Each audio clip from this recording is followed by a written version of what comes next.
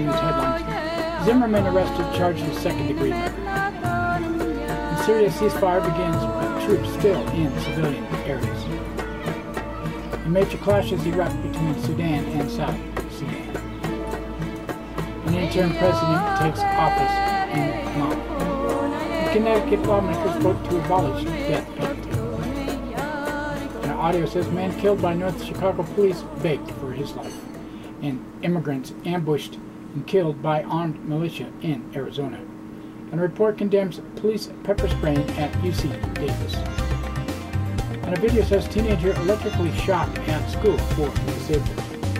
The Supreme Court case may challenge Citizen United. And DOJ sues Apple publisher over e-book pricing. In Bangladesh, labor activists tortured and murdered. An Algerian independent leader, Ahmed Ben Bella, dead at 93.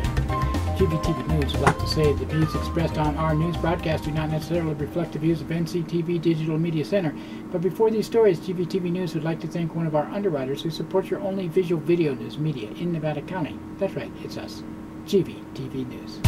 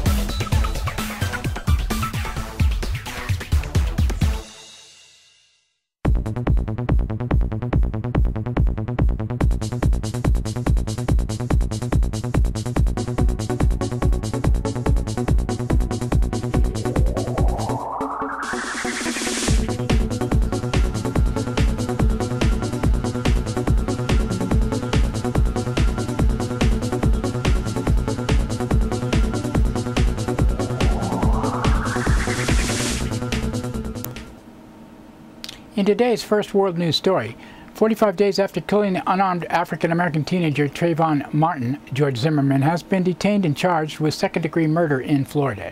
Announcing charges Wednesday evening, Special Prosecutor Angela Corey insisted the public outcry had nothing to do with Zimmerman's arrest and said, "I can tell you that we did not come to our decision lightly. This case is like a lot of difficult cases we have handled for years here in our circuit. We made this decision in the same manner. Let me emphasize that we do not prosecute by public pressure or by petition.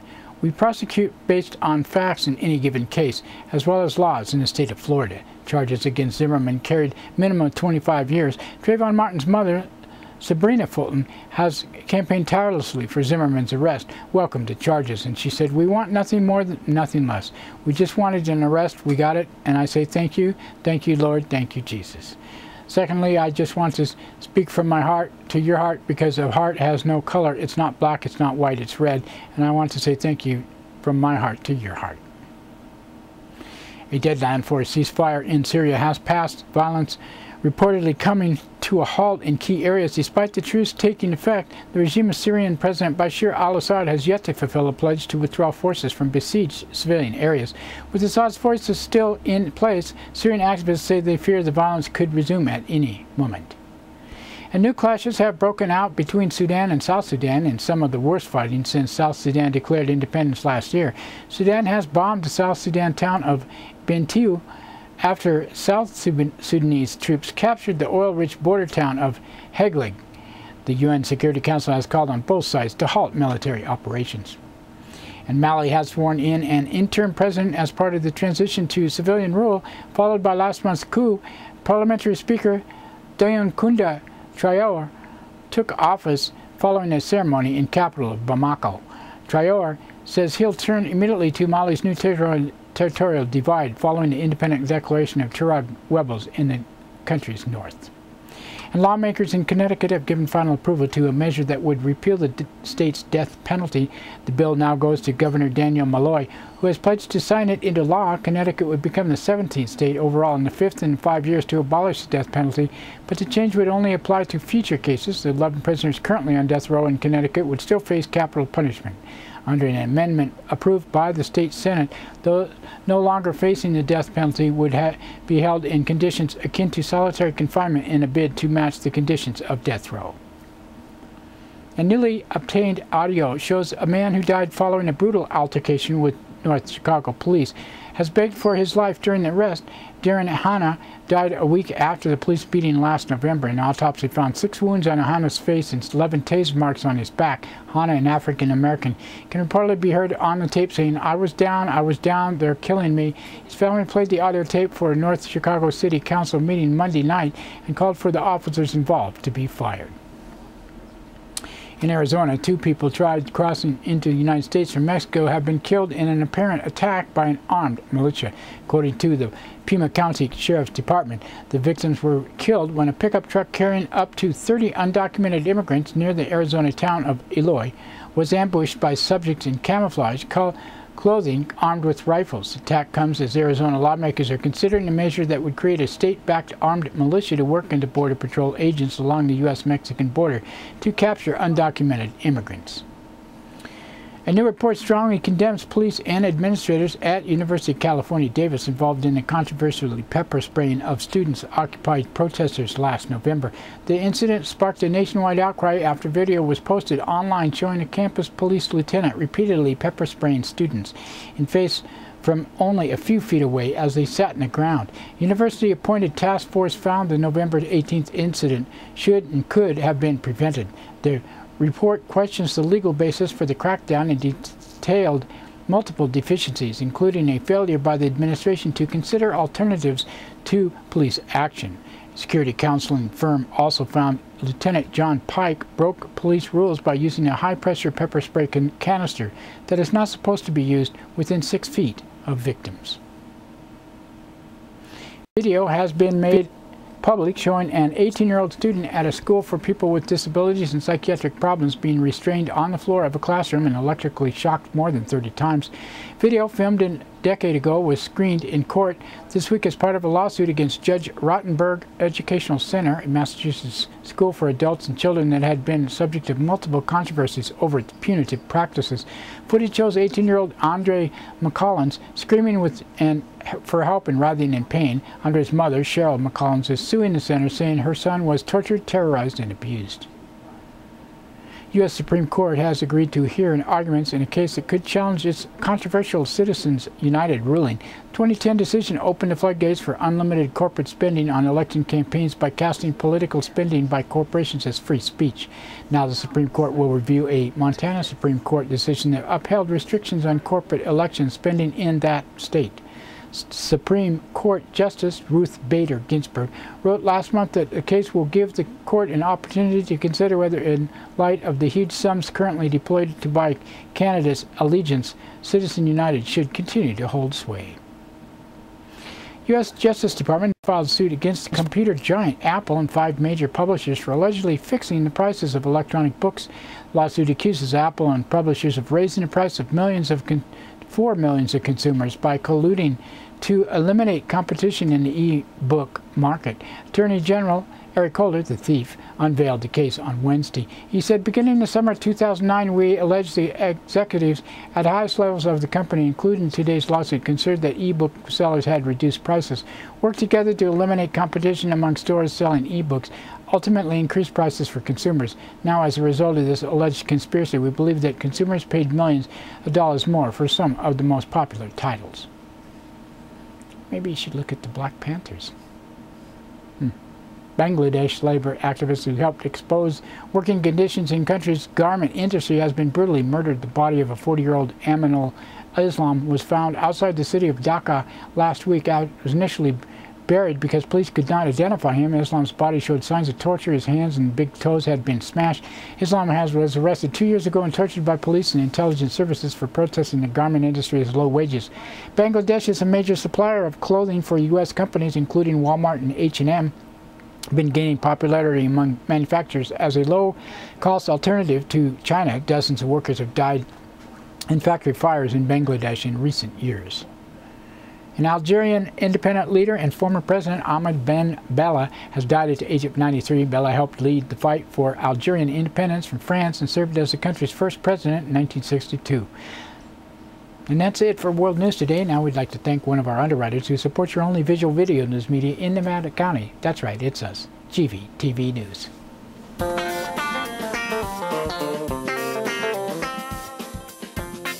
Soundcheck Music Center, the rock and roll connection. We have guitars, amps, drum equipment, sound accessories, lessons, and repairs. We are located at 671 Maltman Drive, Grass Valley. 530-272-7236, open 7 days a week. No one needs anyone, they don't even just pretend.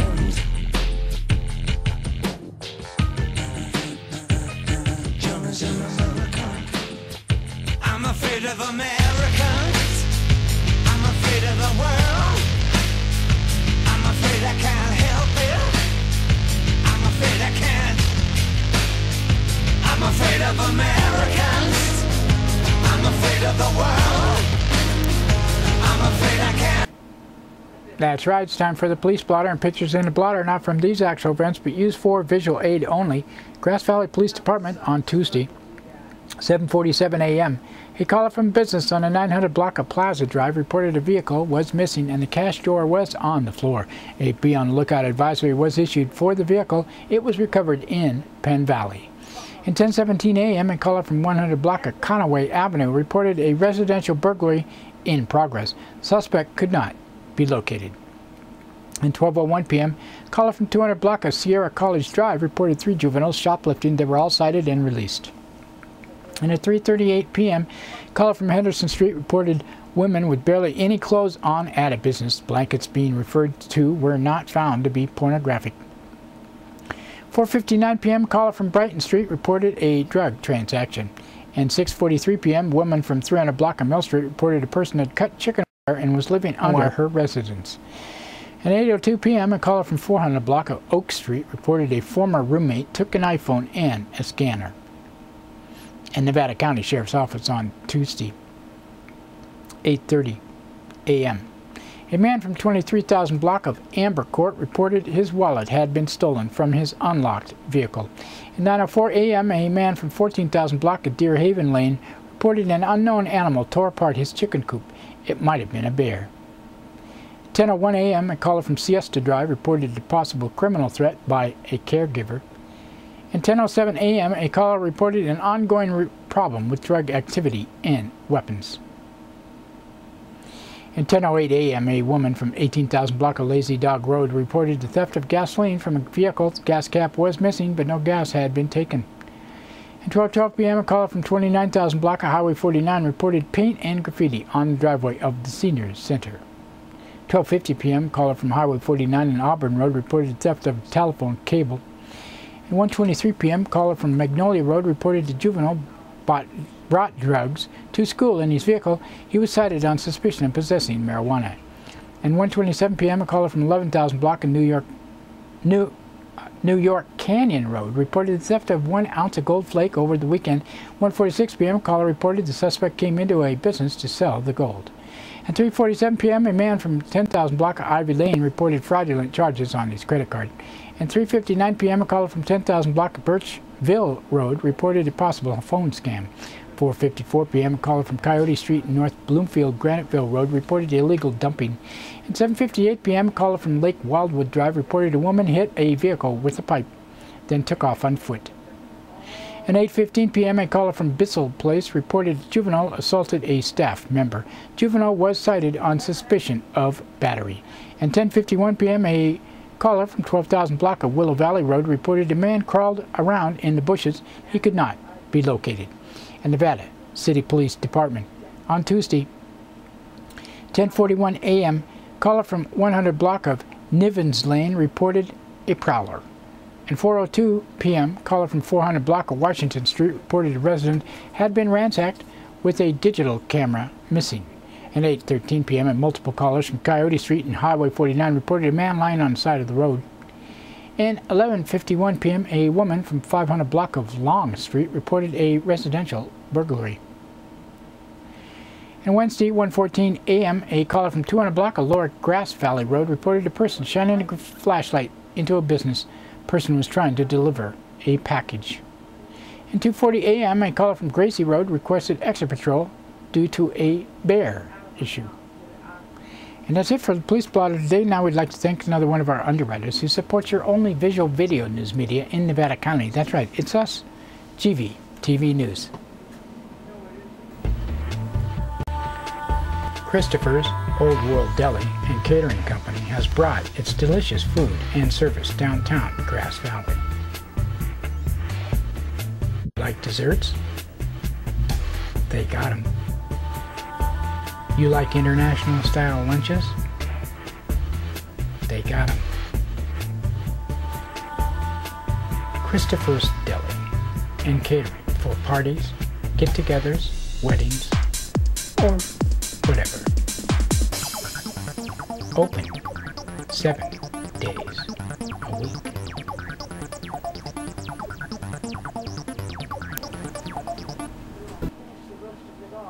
In local news headlines today, GV man arrested twice in 4 days, and defendant takes stand in attempted murder trial, and pot ordinance to go before supervisors April 24th. In today's first local story, 2 Grass Valley men were arrested on drug charges after a drug stop Tuesday night, one of whom had been arrested just a few days prior in a connection with an attempted burglary. Members of the Nevada County Sheriff's Narcotics Task Force stopped Matthew Stephen Richards, 35, after observing him driving erratically near Dorsey Drive and Catherine Lane at about 9:45 p.m., said the task force spokesman. During a pat search for weapons, deputies allegedly found a small amount of marijuana on Richardson, who had no valid medical recommendation, the spokesman said. During the further search, Richards allegedly was found to have also 2 Dilaudid, or hydromorphone, and several syringes on his person. Richards was arrested on suspicion of possessing a controlled substance and drug paraphernalia and was being held in county jail in lieu of $11,000 bail. Passenger in the vehicle, identified as Keith Jason Tully, 25, allegedly was found to be in possession of 12 Dilaudid, several syringes, and other drug paraphernalia. Tully was arrested on suspicion of possessing a controlled substance, drug paraphernalia, possession for sale, and committing a felony while on bail. He was being held in lieu of a $36,000 bail. Tully had been arrested Saturday morning after deputies responded to an alarm call on the 12,000 block of Loma Rica Drive. He was driving a vehicle near the alleged attempted break-in and allegedly had burglary tools in his possession, including lockpicks. He also allegedly had hydromorphone, methadone, and drug paraphernalia, including syringes and a spoon. He was arrested in that incident on suspicion of attempted second-degree burglary, possession of controlled substance, and drug paraphernalia, possession of burglary tools, and criminal conspiracy. Second man, Christopher Norman Rex, 26, was arrested Saturday morning on suspicion of trespassing, attempted burglary, being under the influence of a controlled substance, possession of drug paraphernalia, and criminal conspiracy. It's kind of a repeat. We already talked about this. Sorry, guys, for the extra publicity. In a story by Liz Keller of the Union, attempted murder suspect Morris Hyman was unable to give a clear account exactly what happened the night he shot his stepson, Thomas Deems. But he strenuously denied lying in wait for and shooting out of anger. While on the stand during his trial in Nevada County Superior Court Wednesday, the 78-year-old Alta Sierra resident gave conflicting descriptions of what happened on April 28, 2011. Hyman is facing charges of attempted murder and assault with a firearm, including special allegations of personal use of a firearm after allegedly shooting Deems, 63, twice in the back. Hyman claims as his stepson had come at him with a knife, but Deems said Hyman had put the knife out of the box in the garage and put it down next to him to stage an alleged attack after he had been shot. Hyman's public defender, Tamara Zaromsky, put her client on the stand Wednesday after a few former employees testified to his character. Hyman said the marriage had been good at first but soured due to his wife's declining health. The marriage became even more tense after Thomas Deems moved in, he said. He was living in an untenable situation. Sort of like me. That's why you hear all this in the background. Did you plan to shoot Mr. Deems? Zaromsky asked. No, Hyman replied. I had no vision of fantasy or injuring Tom in any way. Hyman testified that on the day of the shooting he had come home around noon and ended up in a garage where he kept his recliner and where he had stashed his Glock handgun after a verbal altercation with his stepson several weeks earlier. He said he had gone into Deem's room to turn off his TV and had been confronted by the younger man. He was back and forth. It was back and forth words, Hyman said. Hyman said that he went to sit down in his chair. He glanced back over his shoulder and saw that Deems with a knife. His instinctive reaction was to reach for his Glock. He then said he sat down in a chair before he shot Deems, who turned away and then pivoted back towards him before he shot him again. I guess I wanted to be sure I stopped him, Hyman said, who said several times that he was in a state of shock. Hyman insisted that he called 911 before his wife came into the garage, but had no explanation for why he was differing the time frames for how long he waited to call for help. He appeared confused at several points during his testimony. At one point, it's difficult to remember everything. Hyman's trial, who is expected to go to jury, well, for yesterday, is scheduled to be resumed at 9 a.m. In another Liz Keller story, the draft of proposed pot cultivation ordinance has been released after months of work by Nevada County officials with the input of the working group composed of representatives from both sides of the medical marijuana issue. But the end result, perhaps not surprisingly, is not likely to make anyone happy, completely happy. The ordinance is set to go in front of the supervisors April 24th, confirmed County Counsel Allison Barrett Green said. I guess you'd have to say I don't like it, said Patricia Smith, nonprofit patient advocacy group Grassroots Solutions, one of the working group members. It's a little too severe, I would say. Smith said the draft ordinance will be discussed in two separate meetings hosted by the Nevada County chapter of Americans for Safe Access at Homegrown Hydroponics in Grass Valley on April 21st and at North San Juan Senior Center April 22nd. Proposed ordinance, which was introduced in November, initially proposed limiting the number of plants depending on zoning, but would not restrict grows by square footage. What brought that about were concerns raised by growers, said Sheriff Keith Rowe. There was an argument made that growers don't initially know whether the plants are male or female, and they might have to pull half their crop. We decided to get beyond the number of plants to square footage restrictions. Then the burden is on the individuals as to how they manage their garden. We wanted to find a position whereby those with a need for medical marijuana could grow while trying to abate the nuisance element, Royal added. I'm hoping the size and setback requirements will mitigate some of these issues. We're not legalizing pot, we're just setting perimeters. Marijuana cultivation would be banned on any parcel or premise in the county except as an accessory use to a legal residence. On a legal parcel, no grows would be allowed on vacant parcels or commercial sites. Banning growers from vacant parcels is necessary for environmental reasons, Royal said. That addresses concerns like trash, privies, diesel spills, contamination of groundwater, he said. It's a reasonable move. We're trying to get away from people camping out at grows. Marijuana can only be grown by a qualified patient or by a primary caregiver at either of the patient's residence or the caregiver's residence. Cultivation within a residence is banned. Indoor cultivation will only be allowed within a detached structure, and no more than 6 plants can be grown indoors. Allowable square footage of outdoor grows will vary depending on the zoning and the size of the parcel, with 75 square feet allowed on parcels of less than 2 acres, up to 400 square feet on parcels with 20 acres or more. Ordinance calls for setbacks on 100 feet from the legal residence on a separate parcel, 50 feet from the nearest boundary line of the parcels in residential zones. The boundary line setback increased with the size of the parcel up to 250 feet on a parcel of 20 acres or more. Initially, ordinance would have banned cultivation within 1,000 feet of areas where juveniles gather, such as schools, school bus stops, churches, and parks. That setback now stands at 600 feet. Marijuana cultivation would be banned in any location where the grow would be visible from the public right-of-way or publicly traveled private road. All grows would have to be fully enclosed within a solid site-obscuring fence between 6 and 8 feet high. Other portions of the ordinance regulate noise, odor, and artificial lighting systems. Ordinance also calls for registration of all grow sites and signed and notarized letters from landlord if the grower is renting the property. There will be those who don't want us to know they're growing, Rowe acknowledged, but if we know who who's compliant, we can address complaints over the phone rather than having to send out officers. And that's it for local news today. Now we'd like to thank another one of our, we're going to thank the Union, Amy Goodman, Reuters, Associated Press, and others for the sourcing of our news, and you for watching. You can watch this broadcast, Comcast Cable, NCTV, Channel 11 in Nevada County, 8 a.m., 3 p.m., 7:30 p.m., Monday through Friday, Southern Link 16 in Truckee and Alta Sierra.